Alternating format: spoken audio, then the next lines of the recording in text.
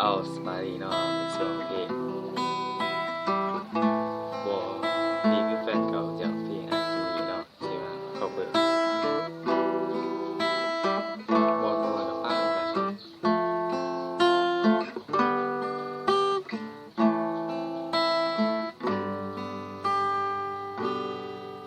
อายก็ห่าง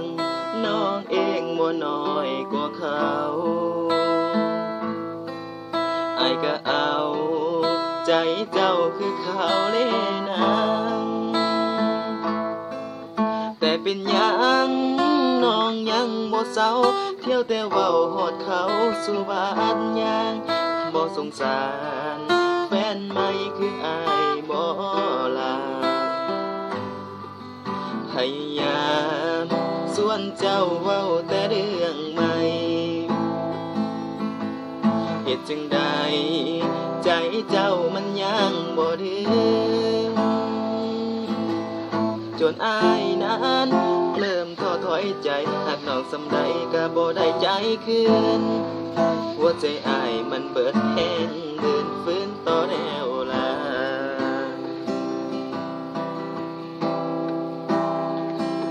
ขอโทษอีดีที่อายบ่ดีคือแฟนเก่าเจ้าน้องบ่ลืมเขาหาเขามันเลยหมุนมองคบกันก็หวังได้ใจแต่สุดท้ายได้เป็นที่สองน้องให้อายเป็นโตสามหกใจน้องยังมีแต่เขา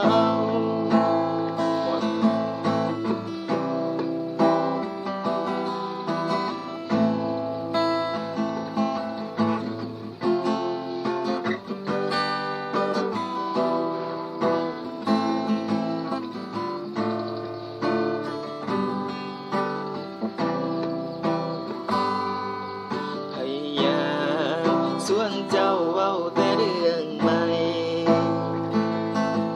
เหตุจังใดใจเจ้ามันยังบ่ลืม